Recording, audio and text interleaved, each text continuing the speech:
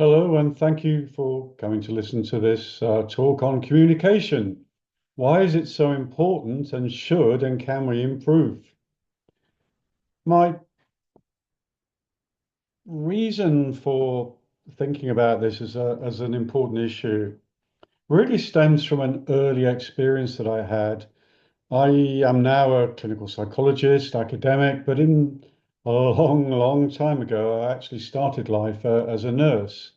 And I worked for some time in a casualty department, the casualty department where they filmed the introduction to the very, very first casualty program. But that's another story.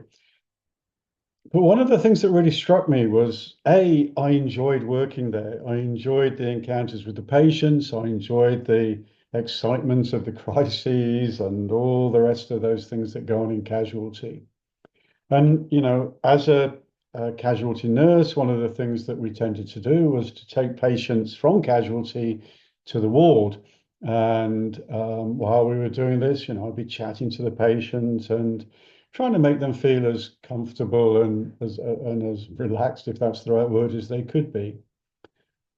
And then one day, I was that patient, and I remember thinking, this is a completely different experience. As a health professional, we are once removed, by necessity, we are not the patient. But when I was that patient, I was suddenly anxious. I was concerned. I didn't know what was going to happen to me. I didn't know what my prognosis was, and so forth. And it really struck me how as a health professional, when I was talking to these people, I'd sort of been really unaware of what on earth was going on in their head at the time, and thought my amiable chat was probably, and I hope it was, helpful, but it really didn't get through to that experience as a patient. And that dislocation between what we experience as health professionals and what patients experience as somebody under threat, under crisis, under sort of medical, challenge, really makes me think about how we communicate with those patients and how we often become dissociated from their experience.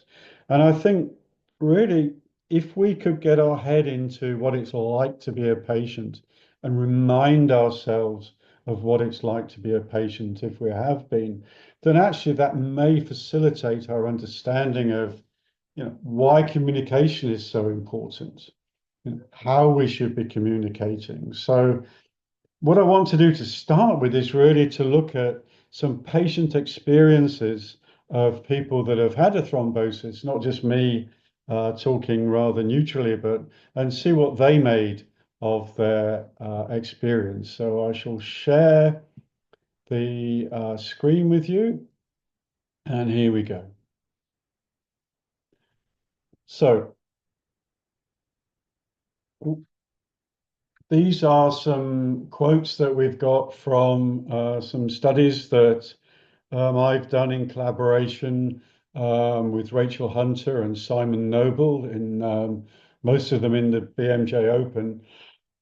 And I think they really sum up the experience of what people are going through.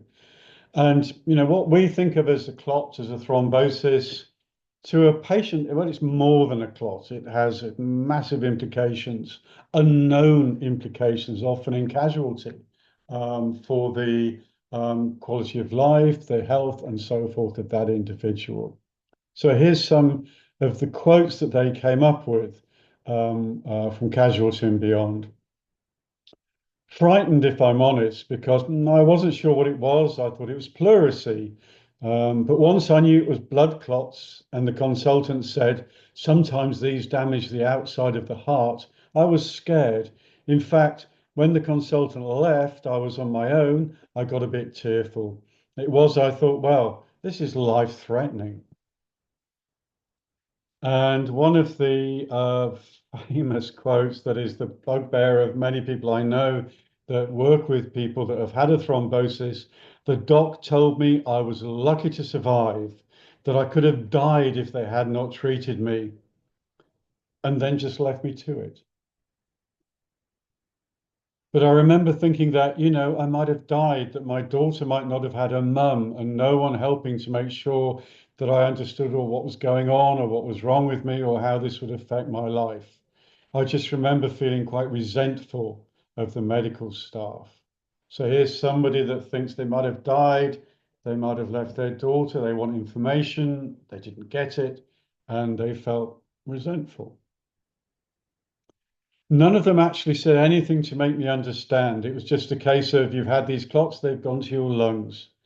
None of the rest of what else could have happened before they got to my lungs registered or how serious it was when it got there. And then they just gave me a load of tablets, told me to take them, and we'll see you in a few months. So the experience in hospital can be quite scary, and a lack of information, or indeed information given in a way that is highly threatening, you could have died, but we saved you, is very anxiety provoking. And once that anxiety has been provoked, unless there is some radical work done to try and reduce it, the danger is that when people get home, that anxiety continues. Or indeed, if people go home and they're not sure what to do, what to expect, then that can bring up more anxieties and so forth. So here's a couple more quotes and then I'll move on. Oh, if I get an ache, my one leg, if I get a bit of an ache, it's like, oh my God, there's something happening there again. That lack of understanding what to expect leads people to have experiences, anxiety that may be inappropriate. But many people have that sort of experience of going into casualty and not being believed. Particularly young people often get told it's a muscle strain or it's a minor issue.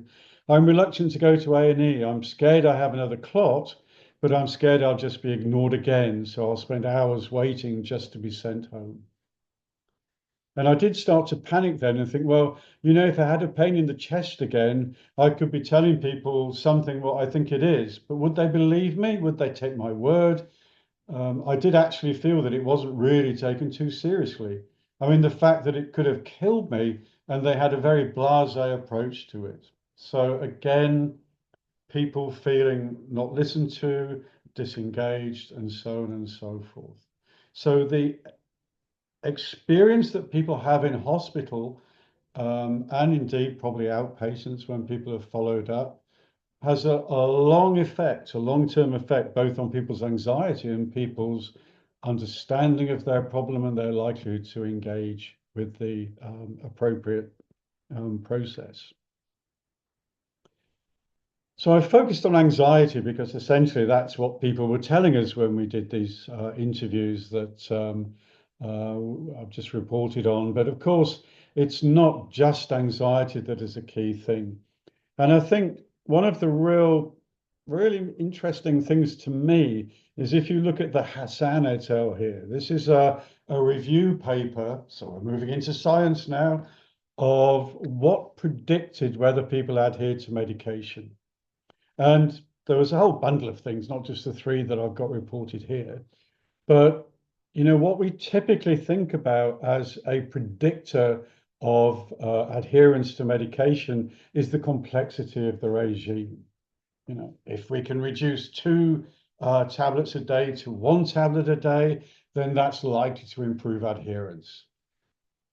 The odds ratio of good complex regimes, versus simple regimes, yeah, there was a modest gain, according to Hassan, if people were given a simple regime. Health literacy. Again, if patients were well understanding of medicine, had a sort of, were bright enough, clever enough, literate enough in terms of health knowledge to know what was going on, then they were 5 times more likely to adhere than if they weren't. And of course, health literacy is a patient variable, but nevertheless, it's something that can be manipulated by health professionals. You can work around that. So health literacy, people's understanding, which is a movable feast, so to speak, it's something we can do, and enhance is important. But maybe surprisingly to people, patient-prescriber relationship. If the patients had a good relationship with the prescriber, they were 10 times more likely to adhere than if they didn't have that relationship.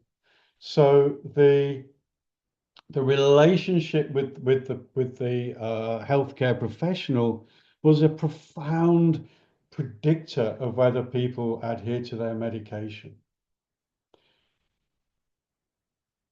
Surprising in my view, but well, not surprising as a psychologist because it involves confidence, it involves faith, it involves sort of that sort of, well, I trust this doctor, which we know is a very important thing, or this nurse, or this pharmacist, or whatever. So we know that that's an important issue, but 10 times more powerful, much more powerful than the sort of traditional simple things like complexity of regime. So the Hassan et al. Study was a sort of general study looking at overall stuff. But is it relevant to anticoagulants? Well, probably is, yes. Because when we look at adherence to anticoagulant medication, overall, the adherence rates are actually quite good compared to many medications. But there's still, apixaban, 71%, dabigatran, 60%, rivaroxaban, 70%. These are good compared to, but they're by no means optimum. And the study by Talana et al. Looked at adherence in a sequence of studies, in a sequence of patients coming to see a pharmacist, and found that of 116 visits, 68% of the people going through had some deviance from the appropriate medication adherence. So we know that patient-prescriber relationship, we know that teaching patients about these issues is a really critical thing, and we need to do it. It's not that people are going out there and going, yep, I'm having these anticoagulants, I know I need to take them, I will take them religiously. Not the case. There's still a lot of poor adherence and so forth. If you look at the Talana adherence issues in 61% of people in rivaroxaban, it's interesting how it varies according to medication, probably a consequence of complexity of side effects perhaps and so forth. But there's room for maneuver. So we know that patient anxiety is going to be influenced by the communication they have. Interestingly enough, I tried to find some data on that, and it's actually quite poor. There's a lot of qualitative data out there suggesting that poor communication leads to anxiety, but percentages like we have for the adherence, they're not there. But I think we can take it. Adherence clearly is an issue. And these are probably the two key things, really. Do people reutilize healthcare inappropriately? And do people take the medication that's going to protect them? So these are clearly issues. What about us? What about health professionals? Well, the paper here by Adel Rahman and Abdul Magdeed, sorry about that, 2017, the three most common complaints to the GMC. Concerns with investigations and treatment. Yeah. Problems with communication, perceived lack of respect for the patient. These indicate to me that there are issues out there that people are not necessarily engaging with these things. There's potential for benefit, but also people are getting people are opening themselves up to significant issues if communication is probably not just not optimal, but actually very poor. But overall, we know that bad communication leads to a whole bundle of things. And if you look at the better outcomes here, it leads to diagnostic error because people don't tell you things. It leads to exaggerated symptom reporting. People feel they have to exaggerate what's going on so that the doctor takes any notice, or the pharmacist takes any notice, or the nurse takes any notice. these things lead to a whole bundle of subtle outcomes in patients that, there's more than that, but it just gives you a flavor of this. So communication, it can lead to difficulties with patients. It can lead to poor adherence. It can lead to difficulties, inaccuracies in the whole medical care and so forth. So it's not just, oh, will the patient be satisfied? Will they feel a little bit better? There are real clear clinical issues that are going to be affected by these sorts of things. So are we good at it? And are we as good as we think? So reviews here. Review by Stevenson et al. 2004. Most patients believe that talking about medication is useful. Many patients positively perceive doctors encourage questions, give time and answer. But more patients report a lack of encouragement, and practitioners may block or fail to explore concerns. Adherence issues are often responded to by education, brackets rather than concordance. In other words, rather than sitting down and communicating and finding out why patients aren't taking their medication or not adhering sort of optimally, patients are simply reiterated the information in the expectation that information leads to appropriate behavior. It does not. There's a whole bundle of things that are going on behind adherence that I'm not going to talk about now that may have to be dealt with. People may have concerns about the medication. People may believe the medication doesn't work. People often have an anti medication outlook. People may believe that if I keep taking it, it's going to, ultimately cause me problems. So there's a whole bundle of beliefs and issues that are going on behind poor adherence. It's not simply the patient didn't understand and therefore we have to explain. Patients often withhold information. The doctor's not there or the nurse isn't there asking questions or encouraging sort of responses. So people withhold information and that leads to errors. And patients frequently do not comment on prescriptions, even when they're given that sort of choice to do so. So there's a whole bundle of things going on that actually are a result of poor communication that doctors may not even be aware of. They think they've done a good job. We've talked them through the information, we've given them the information, the pharmacist has said, take this, that. The patient knows what to do, but actually there are things that are going on under the bonnet, so to speak, that are still a problem. If we look at the Olson study, 77% of clinicians thought their patient knew the diagnosis. This is clearly, a wider group than thrombosis. But actually, 57% of patients knew their diagnosis. 90% of patients reported they were not made aware of medication side effects, just about all of them. But 21% of clinicians always provided explanations of some kind. The dislocation here. 98% of clinicians stated they at least sometimes discuss patient fears and anxieties. 54% of patients said their doctor never did this. And if we look at a summary by Rotella of 17 studies, they found the majority of studies had no association between the physician and patient ratings of quality assessment. And here lies one of the problems. It's not simply a matter of, the doctor, the pharmacist, the nurse knows that they're not very good at communication or they are good. People don't know how good they are at communicating. And often people obviously veer towards the more optimistic view of being very good.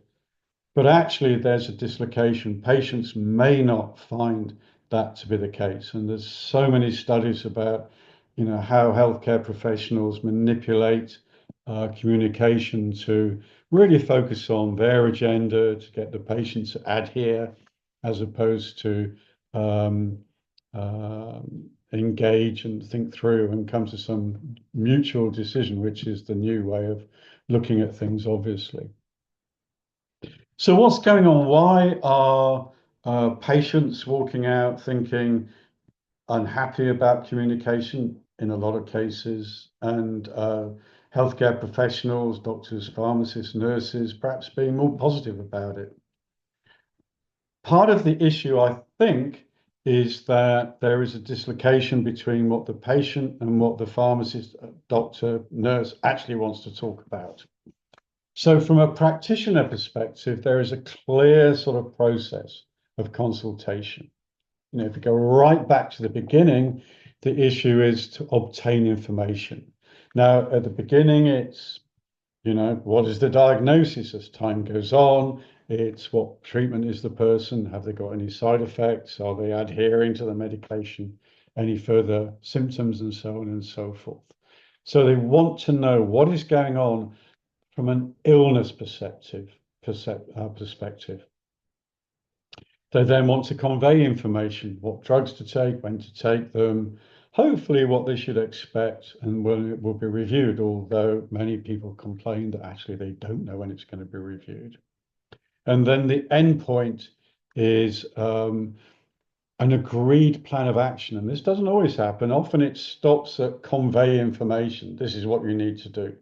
But in a well-articulated consultation, the goal is to come up with a joint decision, often where appropriate, about where and what the person's going to do. So it's information gained, information given, and if we're lucky, an agreed plan of action. All of this is focused on the condition itself, or the treatment itself. The patient perspective, I don't expect you to read that. If you can, well done, but I'll just go through things.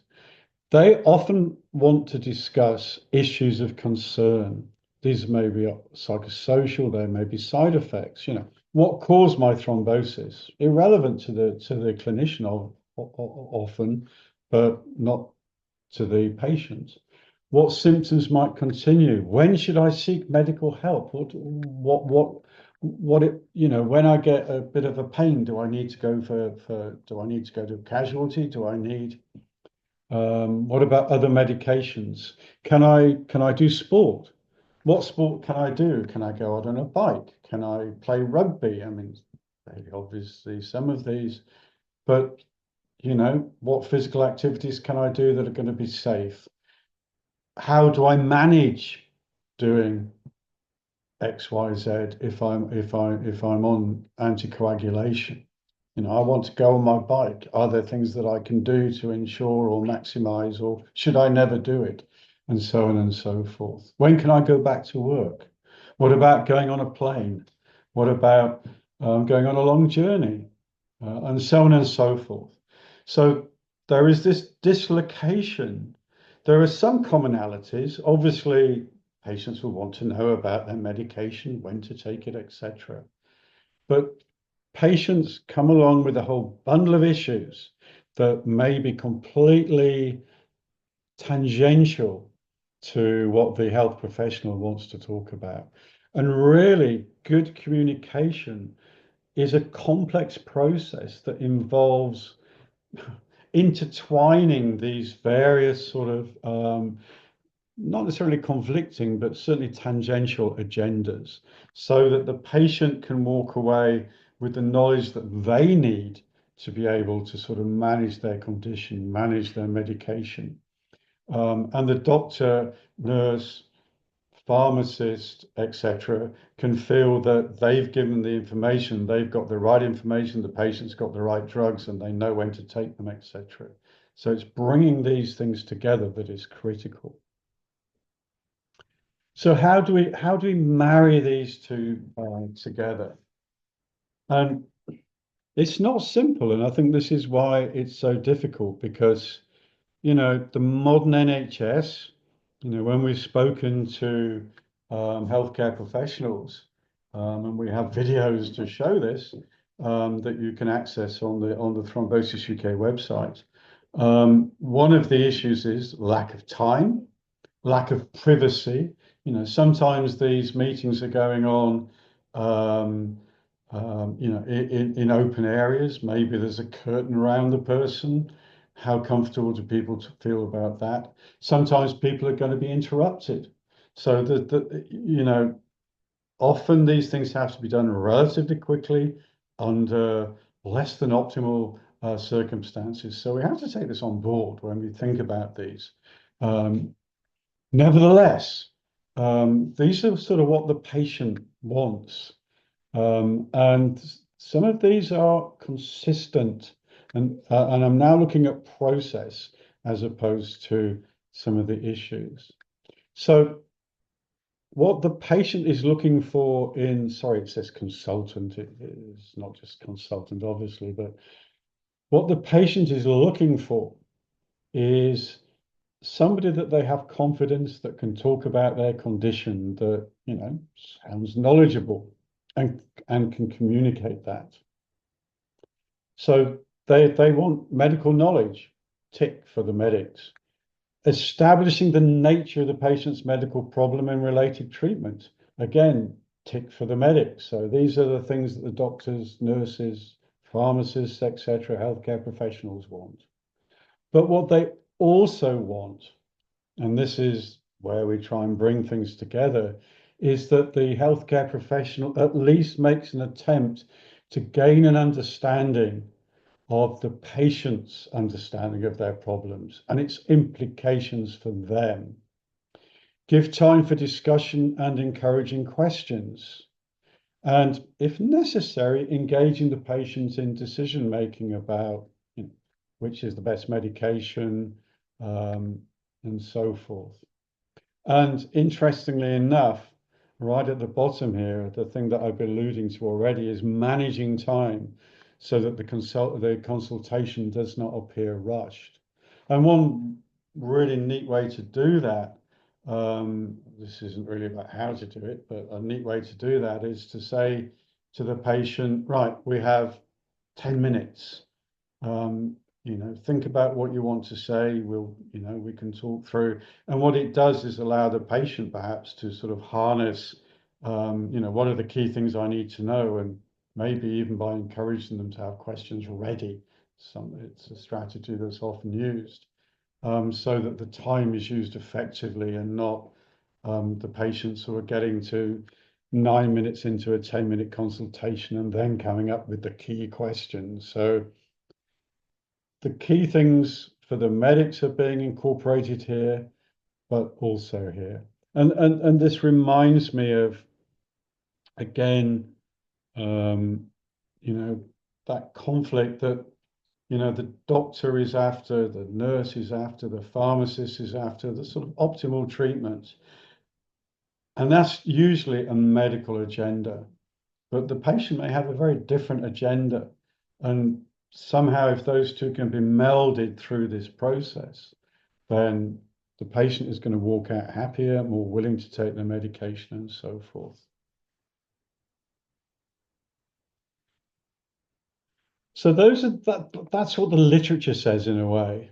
But here we've got some things that I did a survey of patients, and asked them to give me some ideas about what they would want, how communication could be improved, or optimized, let's put it that way, in terms of patient communication. And these are the things that came up. Not all of them, but some of the critical things. So first, person-centered care. Treat the patient, not the diagnosis or the symptoms. The patient is a person, an individual, and will have their own way of presenting and their own problems related to whatever condition they have. So this is about listening. It's about going right back to where I started this, that, I had gastric disorder. I had gastric problems, abdominal problems when I was taken into hospital. And I was the gastric. I was the person with no bowel sounds and acute pain. I wasn't Paul Bennett. Da, da, da, da, da, da, da. I was a bunch of symptoms, and that's fine in that, because the symptoms have to be treated. But then, when there's a choice of medication, when people are being sent home, then these things have to be widened out and really thought and engage the patients and really try and get that perspective of what the person wants, what the person is engaged with. And being slightly controversial here, but I remember talking to a doctor some time ago now. And this was a doctor enormously loved, and I've met or talked to on the web because I have part of my job. Many of certainly a number of his patients, and they thought he was great. They thought he was a brilliant doctor. So this is not a bad doctor, a bad communicator. But he said, or she said, let's widen this out, that her primary goal when treating patient was essentially to avoid them being sued for not getting the proper treatment. And that was the driver. He wanted them to get the optimal treatment, and rightly so, makes absolute sense. But he was driven by absolute a medical optimal treatment agenda. And I applaud him for that. It's not a problem. But when we started to talk about patient choice, about some of these issues, it was almost like there was a light bulb went off, and he really began to say, "Yeah, I need to incorporate some of these stuff and begin to sort of adapt what I take and maybe take a slightly different approach that incorporates the patient's views, the patient's perspective, what patients want to do, and so forth."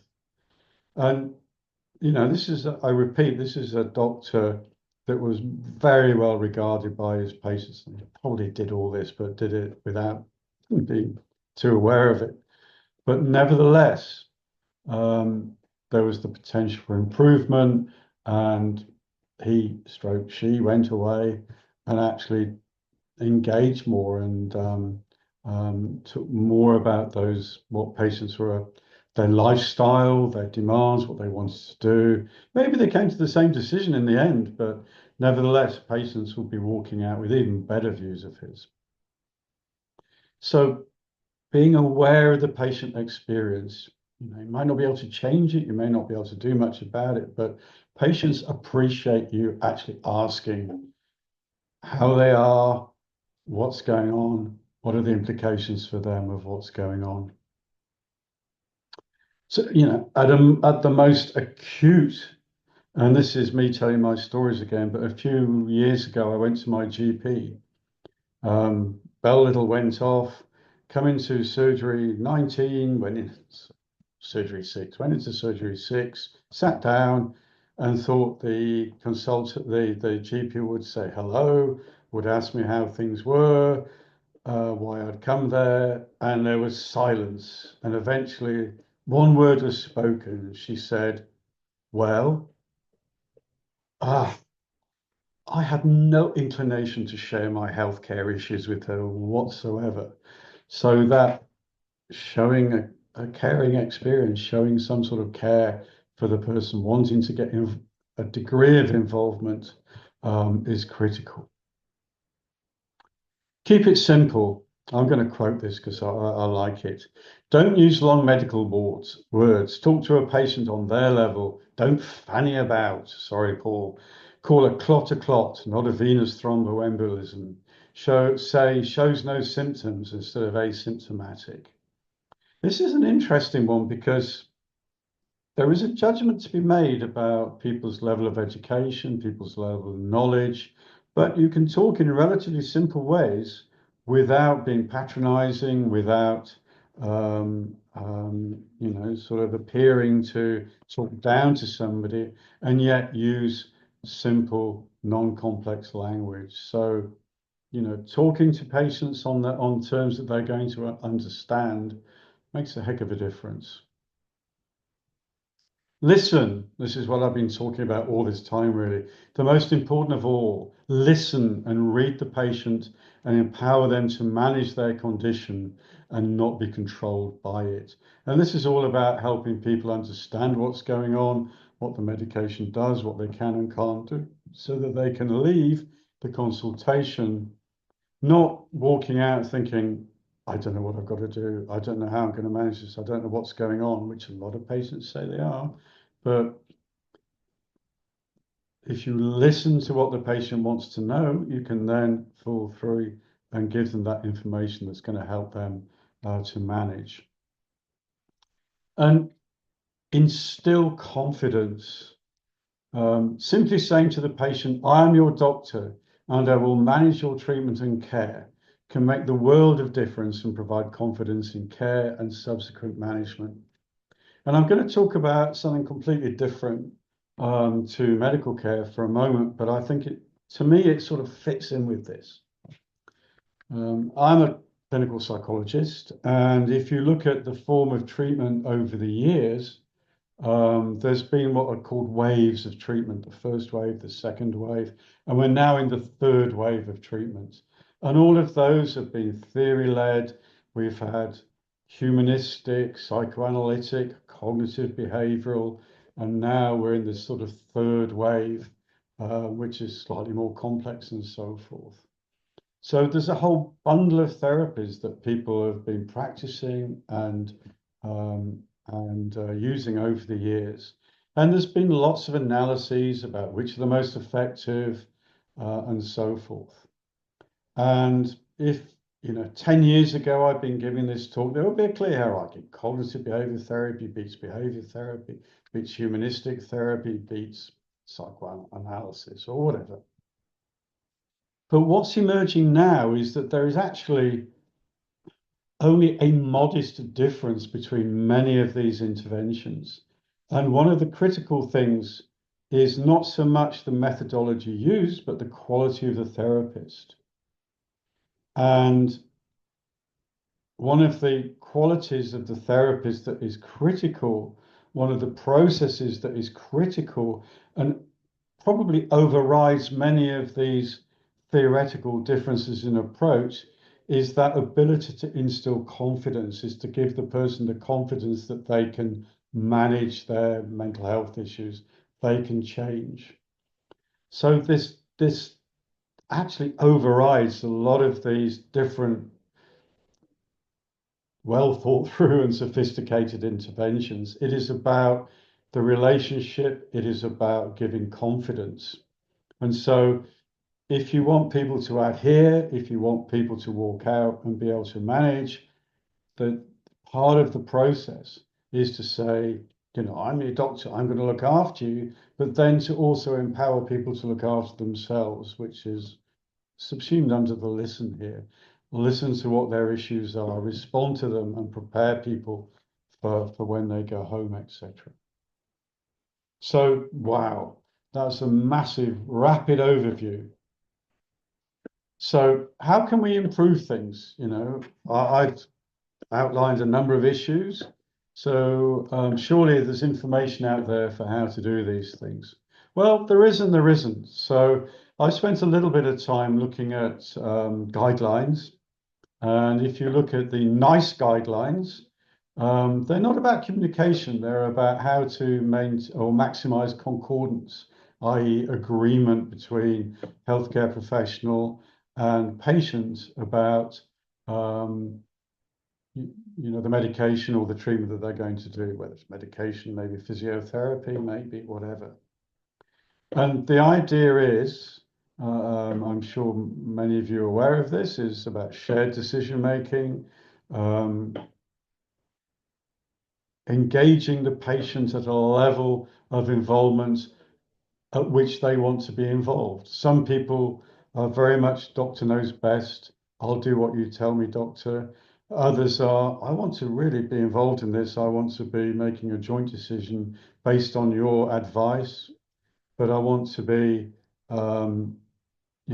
involved, and there's people in between. So it's working out what the level of involvement the patient wants, and the healthcare professional working around that to sort of maximize concordance. Some people are very information avoidant. They really don't want to be overwhelmed. Others like a lot of information. I need a lot of information. My wife probably doesn't, but it's working through that and, where do we go? Avoiding assumptions about patient preferences, i.e., talk to the patient to find out what their preferences are, rather than necessarily making assumptions. And finally, accept that patients may have different views about the balance of risk, benefits, and side effects of medicines.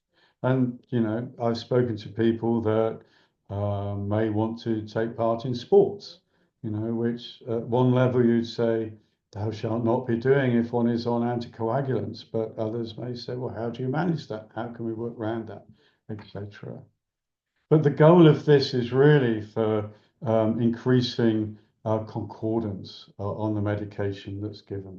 So that's what NICE has to say. I then looked at the NHS guidelines for communication, and these are the issues that I found supplying the NHS, testing ammonia levels in children, and schedule of GP digital requirements and capabilities. That's when I put in communication guidelines in the search bar for the NHS guidelines. And then when I put in just communication, I did get some. Improving safety critical spoken communication, you can read them here, but these are incredibly brief. And if one was to look at the guidelines, I think either from NICE or NHS, I think we'd be lacking a little bit. So how else can we improve? If we believe we have to improve, which frankly I think we do, we can all improve. There's loads of books out there that will teach us through. And if you go online, there are a number of online courses you can do, most of which you have to pay for. Some you can engage with, but they're pretty simple. But there's books out there that can help us. Incidentally, the communication skills for adult nurses, I know they mean patients, adult patients, but it does strike me, do we have communication for adolescent nurses? But nevertheless, we can read these things. Or we can take a course. And Thrombosis UK at the moment, it has a package or just about to hit the web where we have a series of online talks led by me, very much on the process of how to improve communication, how to maximize communication, how to maximize adherence and so forth. But what we've done to make, I think, it more interesting is that there are several linked videos to these. So that I give a standard lecture, but we have patients talking about their experiences and what they will be looking for in communication. And we have some exemplars of health professionals that are excellent communicators, looking at how they manage communication and what the challenges are for them. And some of those are absolutely fascinating. And what we may offer in the future, so contact either Joe or myself, are some live training courses. So we might be able to come out and spend a day just getting people to communicate and to talk and practice and do these things, because practice is really where it's sort of optimized. It's one thing passively learning from books or videos, but it's a very different thing actually practicing and getting used to that sort of communication. So Joe said, make it 45 minutes. I'm now up to 44 minutes, so I think I've done an excellent job in communication. So if you have been, thank you for listening. And well, if not, I don't care. But here endeth the lesson. Thank you very much.